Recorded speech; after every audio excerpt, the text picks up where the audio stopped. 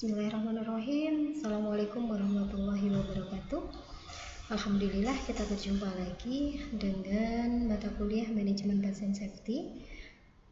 Kali ini di pertemuan yang pertama kita akan belajar tentang konsep dasar dari pasien safety. Oke. Ya. Mungkin muncul pertanyaan di dalam kalian. Apa itu pasien safety? Kenapa kemudian kalian harus mempelajari terkait dengan pasien safety? Kemudian harus seperti apa mewujudkan pasien safety? Nah, dalam waktu pertemuan ke depan ini nanti kita akan belajar tentang pasien safety itu supaya kita bisa menjawab dari beberapa pertanyaan tentang apa itu pasien safety, kenapa harus ada pasien safety, dan bagaimana cara mewujudkannya. Ya, sehingga kalau kalian berada di persimpangan seperti ini, nanti akan tahu, oh ini arahnya apa, seperti apa gitu. Oke. Ini adalah beberapa hal yang menjadi alasan kenapa kemudian pasien safety itu harus dipelajari, ya. Dari tahun 2004 ya, ini saya mencoba mencari record atau laporan beberapa korban yang menjadi dugaan dari malpraktik ya. Ada banyak kasus, kalau kita lihat di tahun 2004 saja hampir setiap bulan ada kasus. Kasusnya apa? Nah, banyak sekali. Contoh ini, ada kasus meninggal saat melahirkan sesar. Kemudian ada meninggal karena operasi pada usus. Kemudian ada kasus hidrosefalus, ada gagal operasi ya. Kemudian ada pencemaran limbah ya. Limbah yang ini adalah limbah dari rumah sakit. Berikutnya lagi catatannya juga muncul ya. Ada keracunan obat. Terus kemudian ada kelalaian medis yang berakibat pada catatan permanen dan seterusnya. Ini semua adalah kasus-kasus yang terlaporkan karena dugaan adanya malpraktik. Oke, berikutnya kita analisis kemudian dari kasus ini ya. Yang pertama ya, ada seorang wanita berusia 64 tahun. Nah, kemudian dia dibawa ke rumah sakit dengan keluhan pertamanya adalah dia mengeluh demam. Ya. Diagnosis awalnya adalah pneumonia. Ya, pneumonia. Kemudian dia diberikan pengobatan antibiotik, ini golongan antibiotik yaitu penisilin. Setelah 2 hari dirawat, kemudian muncullah keluhan baru pada pasiennya, adanya severas. Nah, apa itu severas? Ya, mungkin ini adalah bahasa baru untuk kalian ya. Nanti coba googling, kemudian dicari severas apa itu kemudian ya. Saya lanjutkan biar ini menjadi sesuatu yang menarik buat kalian, bikin penasaran gitu ya. Oke, ini muncul dikarenakan adanya karena infeksi ya. Kemudian di dalam rumah sakit itu memang pelayanannya sangat sibuk. Tidak ada dokter senior atau dokter spesialis yang selalu ready di dalam ruangan, sehingga pasien tersebut tetap diteruskan pemberian penisilinnya.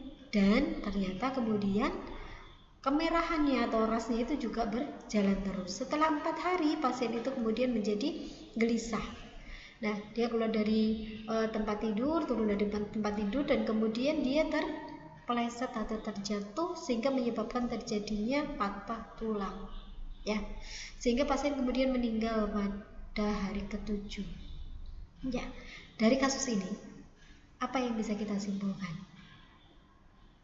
Nah, coba disimpan jawabannya di dalam hatinya nanti. Oh iya, ini penyebabnya adalah karena 1, 2, 3 dan seterusnya. Ini kalau kita lihat kasusnya adalah sangat complicated itu ya. Oke.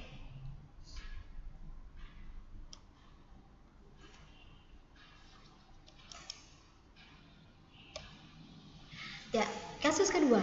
Kalau kita lihat ya, di Mei 2009 ini ada seorang ibu bernama Prita Mulyasari memeriksakan kesehatannya di Rumah Sakit Omni Internasional ya. Dia di sana sangat minim mendapatkan informasi tentang obat yang akan dikonsumsi ya. Kemudian kondisi pasiennya juga semakin memburuk ya. Diduga akibat kesalahan pemeriksaan hasil lab awal sehingga menyebabkan pasien tersebut salah diagnosisnya. Nah, karena diagnosisnya salah, jelas terapi yang diberikan pun juga akan salah. Kemudian Ibu Prita Mulyasari ini meminta mendapatkan rekam medis, tetapi tidak dipenuhi oleh rumah sakit. Kekecewaan Ibu Prita terhadap pelayanan di rumah sakit ini menyebabkan dia gregetan, dia gemes, akhirnya menulis di surat elektronik yang menyatakan bahwa dia intinya komplain dengan pelayanan yang diberikan oleh rumah sakit. Ini kasusnya panjang, kalau kalian search googling kasusnya ini panjang sekali, lama, sampai dengan banyak dukungan sebenarnya kepada Ibu Prita, tetapi akhirnya pengadilan memenangkan gugatan dari pihak rumah sakit gitu ya, dan Bu Prita kemudian harus membayar biaya ganti rugi atau hasil gugatan itu. Nah, ini panjang beritanya ya. Jadi ini juga menunjukkan bahwa pasien ini juga dirugikan sebenarnya atas pelayanan yang ada di rumah sakit. Oke. Berikutnya, nah ini ada kasus banyak. Kalau kalian cari sekarang di media ya, banyak sekali kasus. Contoh ini malpraktik, jari bayi putus seusai diinfus. Kemudian ini ada kasus luka bakar, kemudian ada jari saja seperti ini. Ini adalah kondisi-kondisi yang terjadi pada pasien yang ada di rumah sakit ya. Oke. Mungkin rada horor ya gambarnya, tetapi ya memang ini nanti yang akan kalian hadapi. Oke, kasus berikutnya di tahun 2001. Nah, kita lihat ada yang kelalaian ya, ia menderita di lutut kiri sehingga harus dioperasi. Nah, yang dioperasi malah lutut kanan. Nah, kemudian ini baru disadari setelah sehari setelah operasi itu dilakukan. Nah, lebih horor lagi ya. Ini kemudian catatan berikutnya. Jadi kalau kita lihat di media massa, kalian lihat kasus dengan kata kunci adanya dugaan malpraktik, di sana akan sangat sekali banyak ditulis oleh para wartawan ya, yang menuliskan ini loh kejadian yang sebenarnya itu malpraktik atau bukan. Nah, itu perlu ditelusur gitu, tidak boleh kemudian langsung diduga oh itu malpraktik gitu ya. Nah, ini berita berikutnya. Nah, saya tidak perlu membaca satu-satu, nanti kalian bisa search. Ini luar biasa sekali ini ya, banyak sekali catatan terkait dengan adanya dugaan malpraktik. Ini contohnya juga menjadi catatan tersendiri bahwa rumah sakit harus membayar gitu ya. Ini akibat adanya itu tadi, mungkin tidak hanya rumah sakitnya yang kemudian menuduh itu adanya dugaan malpraktik kan, kemudian tidak terbukti juga harus membayar denda atau ganti rugi gitu. Nah, ini yang betul perlu kita pelajari tentang 10 fakta tentang keselamatan pasien ya. 10 fakta tentang keselamatan pasien apa saja itu? Nah, ini WHO mencatat ada 10 fakta. Ini ya, fakta yang pertama kita lihat bahwa keselamatan pasien adalah isu kesehatan global yang serius ya. Ini bukan masalah yang terjadi di Indonesia saja, tetapi ini adalah masalah yang terjadi secara internasional, secara global, di mana pada tahun 2002 negara-negara anggota WHO itu menyepakati adanya sebuah resolusi Majelis Kesehatan Dunia tentang keselamatan pasien. Jadi sebenarnya sejak tahun 2002 ini sudah ada kesepakatan ya. Ini fakta yang pertama.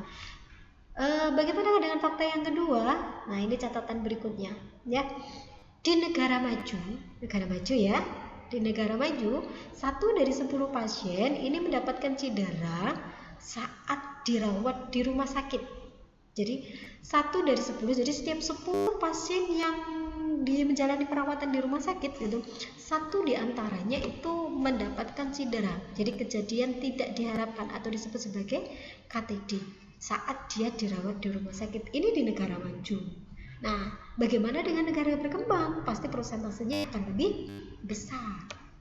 Oke, kita lanjutkan ke fakta ketiga. Nah, ini jawabannya di negara berkembang berarti kemungkinan cederanya akan lebih besar dibandingkan dengan negara maju. Resiko terjadinya HIV atau infeksi nosokomial, nah ini catatan dari WHO, 20 kali lipat dibandingkan dengan di negara maju. Jadi kalau misalkan tadi 1 dibanding 10 di negara maju, nah ini bisa 20 kali lipatnya kejadiannya di negara berkembang. Nah, ini PR, benar-benar PR ya. Oke, fakta yang keempat ya, ini setiap saat 1,4 juta orang di seluruh dunia menderita infeksi nosokomial. Ini catatan dari WHO. Nah, apa tindakannya untuk mengatasi masalah infeksi nosokomial tersebut? Nah, sebenarnya adalah dengan cara yang sangat remeh mungkin orang melihatnya, atau kayaknya sepele, tetapi ini memberikan dampak yang luar biasa loh. Ini contohnya adalah dengan memberikan atau melakukan tindakan cuci tangan ya, cuci tangan atau hand hygiene ya. Ini perlu sekali dilakukan untuk memotong rantai infeksi nosokomial dan resistensi dari antimikroba. Dan ini sangat relevan sekarang dengan kondisi saat ini, bahwa akhirnya dunia dibukakan matanya bahwa oh ini ya, kesadaran untuk cuci tangan itu ternyata tidak hanya digunakan untuk tenaga kesehatan, tetapi juga untuk masyarakat awam. Oke, kita lanjutkan ke fakta yang kelima ya. Ini minimal 50% alat kedokteran di negara berkembang tidak dapat atau sebagiannya yang dapat digunakan. Ini dikarenakan keahliannya yang menggunakan itu tidak bisa. Maksudnya seperti apa? Notabene-nya negara yang memproduksi alat-alat kesehatan itu adalah, ini contoh di negara kita saja, yang memproduksi itu adalah misalkan negara-negara dari barat ya, dan petunjuk-petunjuknya di sana pasti juga menggunakan bahasanya, tidak mungkin akan menggunakan bahasa Madura, akan menggunakan bahasa Sulawesi atau bahasa Jawa gitu, apalagi bahasa Indonesia kan tidak, pasti banyak petunjuknya dalam menggunakan bahasa asing, yaitu bahasa Indonesia. Maaf, maksudnya adalah bahasa Inggris gitu ya. Nah, karena operasionalnya adalah menggunakan bahasa Inggris dan kemampuan dari bahasa Inggrisnya juga kemudian terbatas, akhirnya mereka tidak mampu untuk menggunakan atau mengoperasionalkan alat tersebut, sehingga kadang adalah trial dan error, mencoba kemudian keliru ya. Nah, ini bahaya kalau kemudian itu sudah diterapkan kepada pasien dan ternyata salah. Nah, ini bisa menimbulkan pasien itu kemudian mendapatkan cedera. Ya, kalau cederanya ringan, kalau cederanya serius, nah, ini akan bisa menimbulkan dampak, yaitu kejadian tidak diharapkan. Oke, kita lanjutkan. Fakta yang keenam ya, di beberapa negara proporsi injeksi menggunakan step atau jarum reuse tanpa sterilisasi sebesar 70%. Hati-hati. Mungkin ini sekarang karena ini sudah menjadi masalah serius sehingga banyak rumah sakit kemudian berbenah gitu ya. Berbenahnya seperti apa? Nah, kalau dulu saya masih menjumpai ini. Jadi satu jarum itu bisa nanti digunakan untuk beberapa pasien, untuk beberapa obat dan beberapa pasien. Jadi kalau misalkan di ruang perawatan itu ada 10 bed gitu ya, bisa jadi jarum yang digunakan itu hanya satu. Jadi nanti satu pasien disuntikkan, pindah ke pasien berikutnya, dan seterusnya sampai dengan pasien terakhir, dan tanpa disterilisasi. Bisa kita bayangkan jarum yang sudah masuk ke tubuh satu pasien sampai dengan pasien yang berikutnya. Nah, ini bahayanya ya. Nah, kalau sudah seperti itu berarti yang dapat bonus paling banyak siapa? Adalah pasien yang terakhir. Tapi bonusnya apa? Bonus infeksi. Nah, ini fakta yang ke-6 catatan dari WHO. Oke, masih ada 3 fakta lagi. Sekarang fakta yang ke-7 ya, lebih dari 100 juta orang mendapatkan terapi bedah karena berbagai alasan medis. Nah, ini mendapatkan terapi bedah karena alasan medis. Contohnya terapi bedah itu apa? Operasi. Nah, operasi itu bahayanya juga tidak sedikit ya. Contoh tadi, laporannya salah operasi, salah tempat yang dioperasi, yang harusnya adalah sisi yang kanan, kemudian dioperasi adalah yang sisi kiri. Atau kemudian dampak dari operasi itu malah menimbulkan kecacatan atau disabilitas sampai berujung menyebabkan kematian. Tidak jarang pasien kemudian yang meninggal di meja operasi. Nah, ini menjadi catatan berikutnya. Kayak fakta yang ke-8 yaitu manfaat ekonomi, meningkatkan keselamatan pasien, perpanjangan perawatan, biaya tuntutan dan sebagainya. Nah, ini kalau misalkan pasien itu dirawat dengan berkualitas gitu ya, otomatis biaya perawatannya akan menjadi minim. Kenapa? Karena pasien dirawat tidak lama di rumah sakit, pasien akan lebih cepat sembuh, hari perawatannya lebih pendek, biaya yang dikeluarkan juga akan lebih sedikit. Itu maksudnya. Oke, fakta yang ke-9 ya, industri penerbangan dan nuklir, 1 juta peluang penumpang pesawat akan mendapatkan cedera. Nah, ini kita sudah sering melihat berita bahwa banyak kecelakaan yang disebabkan karena penerbangan. Nah, ini juga menjadi fakta yang bisa menyebabkan terjadinya cedera selama perawatan kesehatan. Oke. Fakta yang terakhir, fakta yang ke-10 ya adalah pengalaman pasien dan kesehatannya adalah jantung dari gerakan keselamatan pasien. Sehingga pasien itu juga harus dilibatkan pada saat penerapan pasien safety nantinya. Karena dia adalah jantung dari gerakan keselamatan pasien. Jadi tidak bisa kemudian hanya nakes atau tenaga kesehatannya saja ya. Jadi ini perlu kemudian diperhatikan oleh dunia, 10 fakta yang ditemukan dari WHO ya. Oke, saya lanjutkan. Ini kalau kalian pengen melihat, nanti bisa dikunjungi di webnya WHO ya, di www.who.int/patient-safety/n ya. Nah, di sini nanti kalian akan bisa melihat ya ini memang bahasanya akan menggunakan bahasa Inggris ya, karena ini adalah bahasa global, bahasa internasional gitu. Dan banyak sekali informasi nanti yang bisa kalian dapatkan lewat webnya WHO ini. Jadi saya sarankan ini bisa menjadi salah satu rujukan untuk kalian gunakan referensi pada saat nanti belajar ataupun mengerjakan tugas. Oke, salah ya, lanjutkan. Ini contohnya tadi ya, akibat dari mungkin belum diterapkannya prinsip patient safety. Nah, tadi yang harusnya dipotong yang bermasalah itu adalah kaki yang kiri, kemudian kok kaki yang kanan gitu ya. Salah. Nah, ini pasiennya, ibu mohon maaf atau bapak mohon maaf, ini kemarin ternyata salah operasi, ini bonus dari rumah sakit, dioperasi lagi ya kaki yang satunya. Nah, siapa orang mau dapat bonus gitu ya? Kalau kita belanja di swalayan dapat bonus is okay. Nah, ini operasi salah, kemudian dibilang oke, yang satunya nanti tidak perlu bayar gitu, tetapi harus menderita pasiennya dan berkali-kali menderitanya. Oke, jangan sampai seperti itu. Nah, ini kita lanjutkan lagi contohnya ini ya. Ini seharusnya kateter apa ya? Ini kateter yang seharusnya masuk ke saluran pembuangan kencing ya. Kemudian ini masuknya adalah ke saluran hidung sebagai nanti selang untuk memberikan makan. Ini salah gitu ya. Ini kateter bukan selang untuk memberikan makan ya.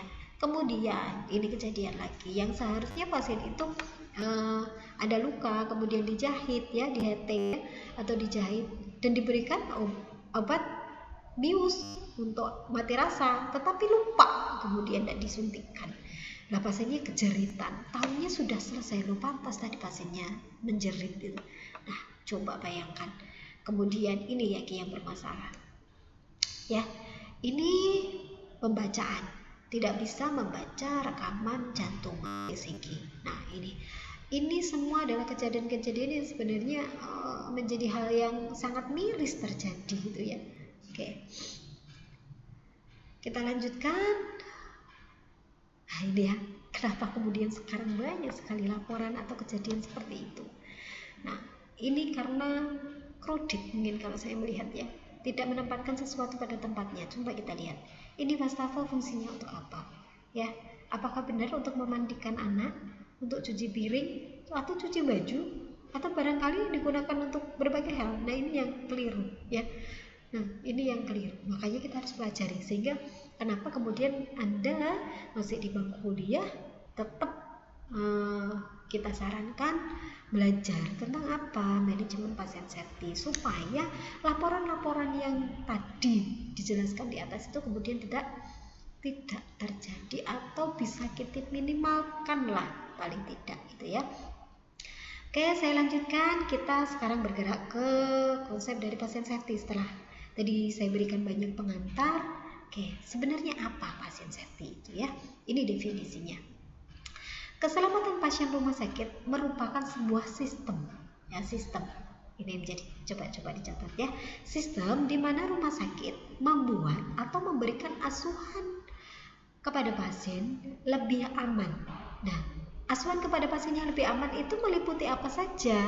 Ada asesmen terhadap resiko, ada identifikasi, kemudian ada pengelolaan, kemudian ada pelaporan, kemudian ada analisis insiden seandainya insiden itu sudah terjadi. Kemudian kalau ada insiden yang sudah terjadi, belajar dari insiden tersebut supaya kemudian ada solusi atau ada implementasi untuk mencegah supaya tidak terjadi berulang.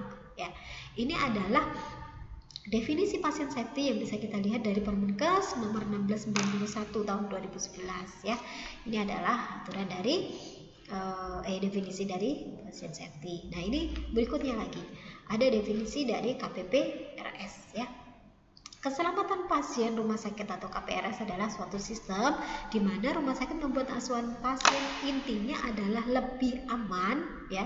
Sistem itu dibentuk dalam rangka apa? Mencegah supaya tidak terjadi cedera yang disebabkan karena apa? Kesalahan akibat melakukan suatu hal atau tidak melakukan suatu hal ya. Jadi Bu, supaya tidak terjadi kesalahan berarti kita diam saja. Nah, jangan, ini akan menjadi kategori ini yang dia seharusnya melangkah supaya mencegah kemudian diam, akan keliru juga ya. Jadi pasien safety itu adalah ya bagaimana supaya apa yang kita lakukan, kita yang berikan itu safe untuk pasiennya. Oke, saya lanjutkan berikutnya ya. Istilah dari pasien safety atau keselamatan pasien. Ini nanti jangan keliru ya. Memang ada yang kadang menganggapnya keselamatan dan pasien dengan K3 itu sama. Sebenarnya berbeda.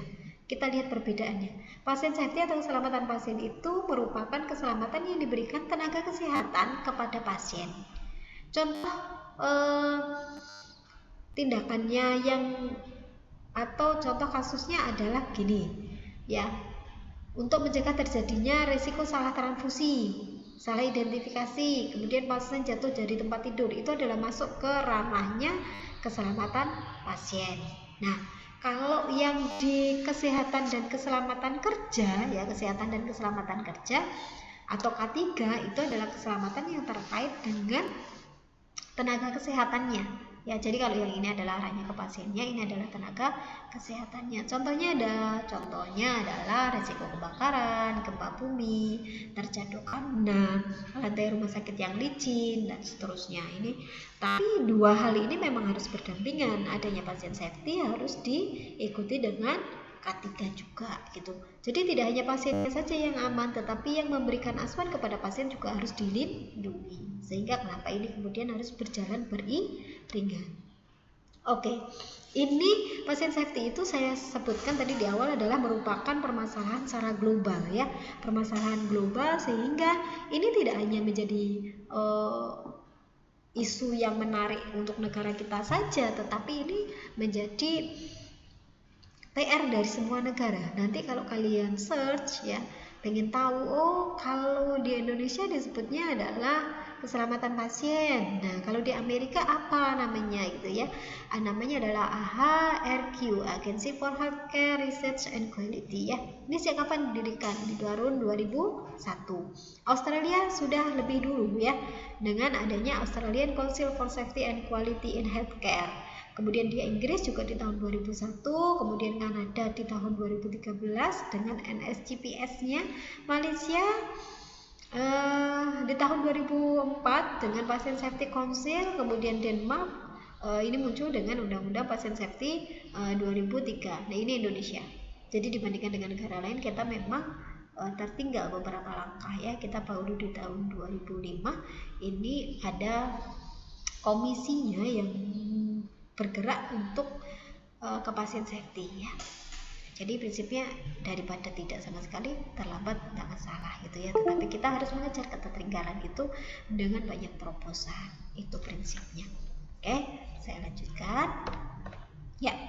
Ini apa yang kemudian perlu kita ketahui ya, sejarahnya dari pasien safety ya. Ini di tahun 2000 ini sudah menjadi isu yang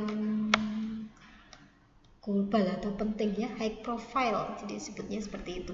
Kemudian di tahun 2004 WHO memulai program pasien safety, yang program itu disebut sebagai Safety of Fundamental Principle of Patient Care and Critical Component of Quality Management. Ya, ini di tahun 2004. Nah, kemudian di Indonesia tadi mulai digerakkan di tahun 2005 ya. Nah, kemudian Kementerian Kesehatan bersama dengan Persi dan KKPRS kemudian membuat sebuah gerakan di tahun 2005 gitu ya.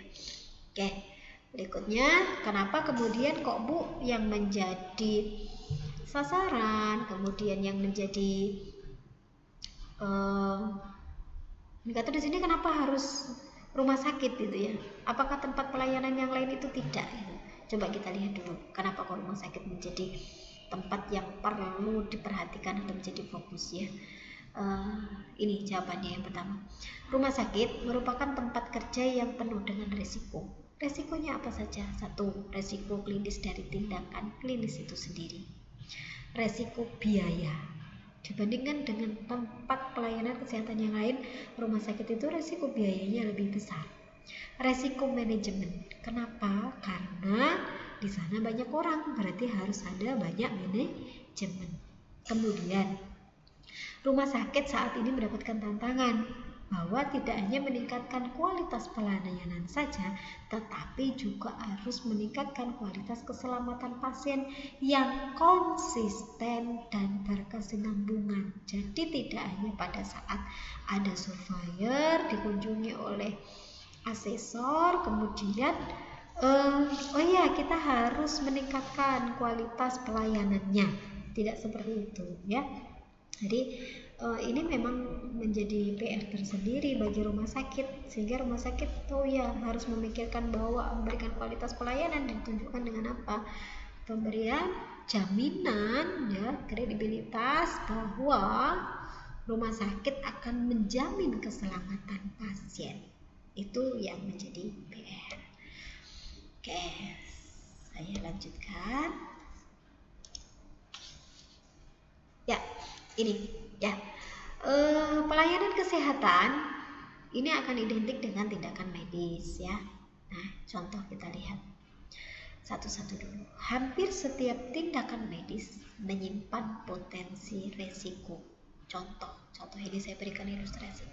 Begitu pasien itu datang, ya, dia masuk ke UGD, turun dari kendaraan, ya, kemudian akan dipindahkan ke brancard atau bed, atau akan dibawa ke kursi roda.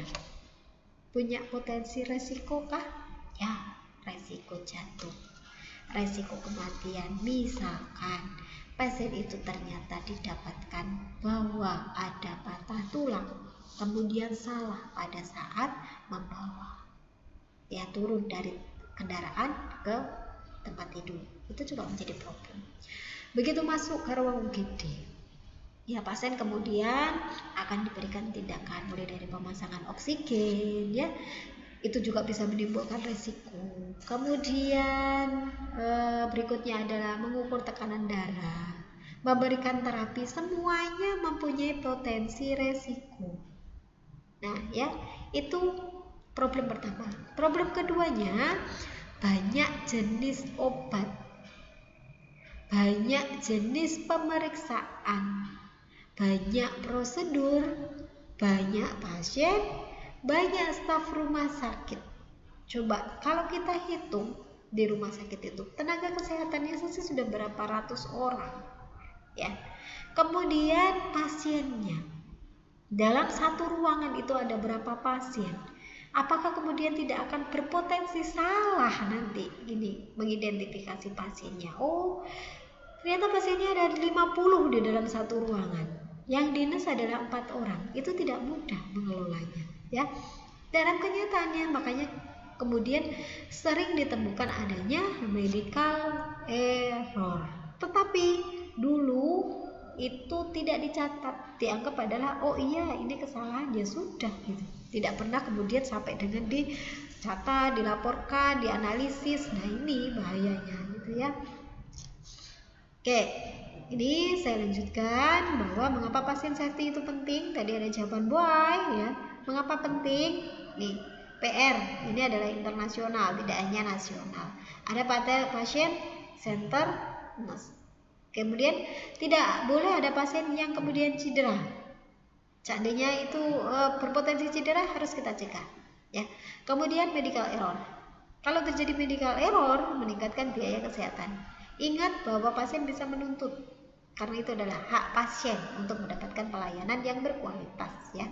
Kemudian meningkatkan kepercayaan masyarakat terhadap pelayanan. Nah, ini penting. Ya, meningkatkan kualitas terhadap pelayanan. Kalau misalkan rumah sakit itu setiap ada pasien dapat bonus cedera, ya pasti dia pulang akan menyampaikan bahwa oh jangan mau dirawat di rumah sakit sana, saya pulang selalu mendapatkan bonus gitu ya. Nah ini bahaya. Bonusnya tidak apa-apa kalau kemudian bonus potongan biaya perawatan, tapi kalau bonusnya malah tambah sakit, nah ini kemudian ya. Berikutnya ada konflik atau blaming antara dokter, petugas kesehatan, kemudian pasien. Fungsinya dari pasien safety seperti itu. Kemudian jangan sampai ada konflik dari pemberi dan penerima pelayanan kesehatan. Oke, terus peran kita di dalam konteksnya sebagai pasien safety apa? Anda sebagai perawat. Perannya sangat besar, sebesar jumlah tenaga kesehatan.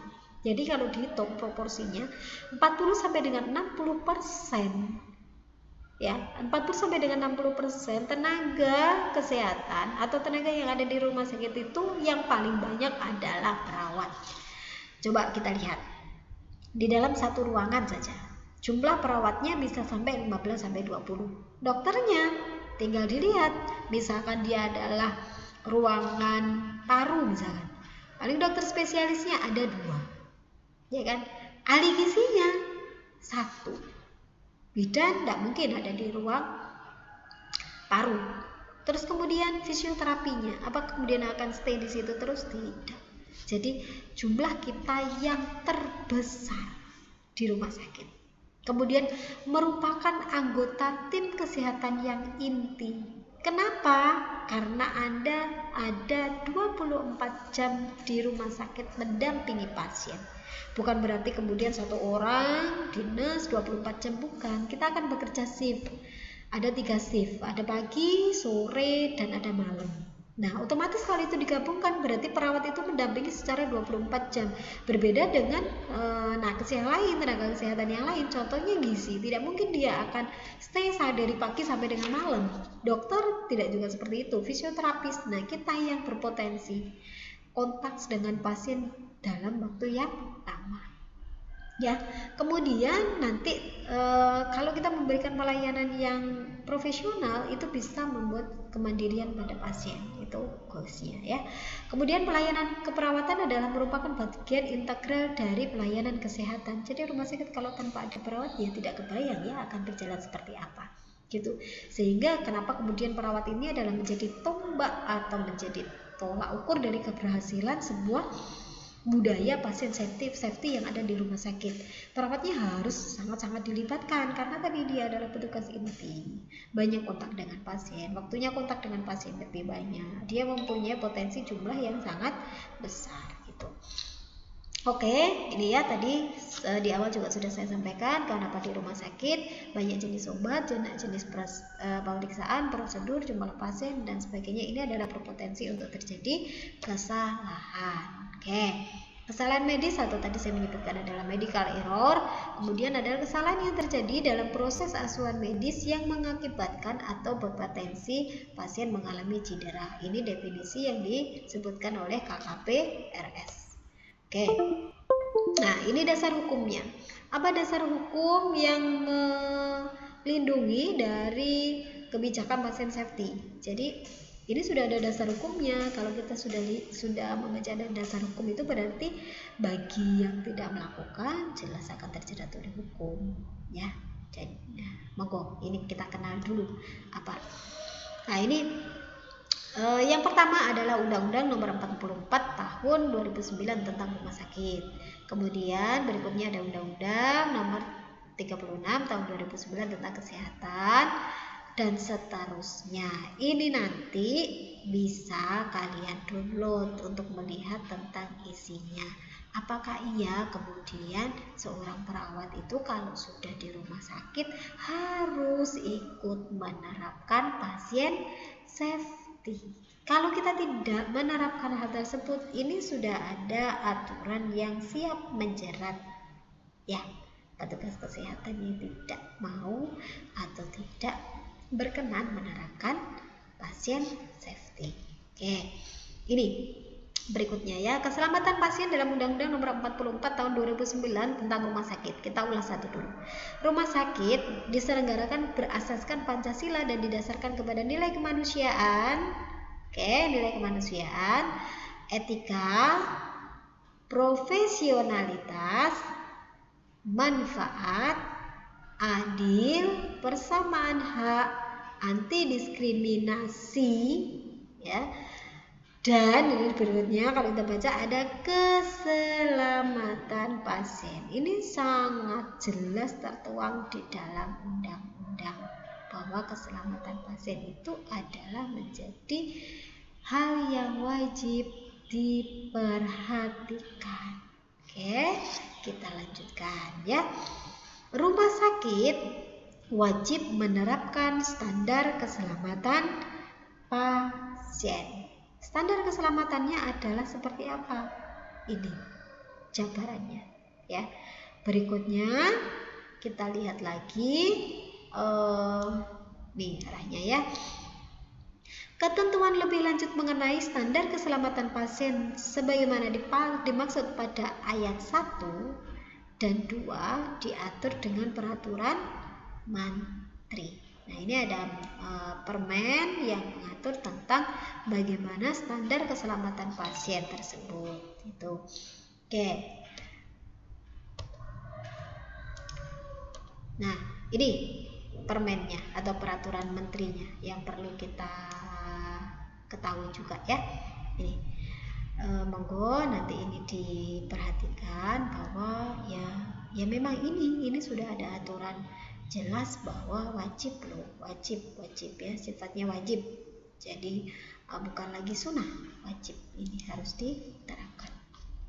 Ini berbagai macam aturan nanti bisa kalian download. Ini bisa di-download untuk belajar tentang pedoman bagaimana penerapan pasien safety di rumah sakit, pedoman pelaporan IKP atau insiden keselamatan pasien.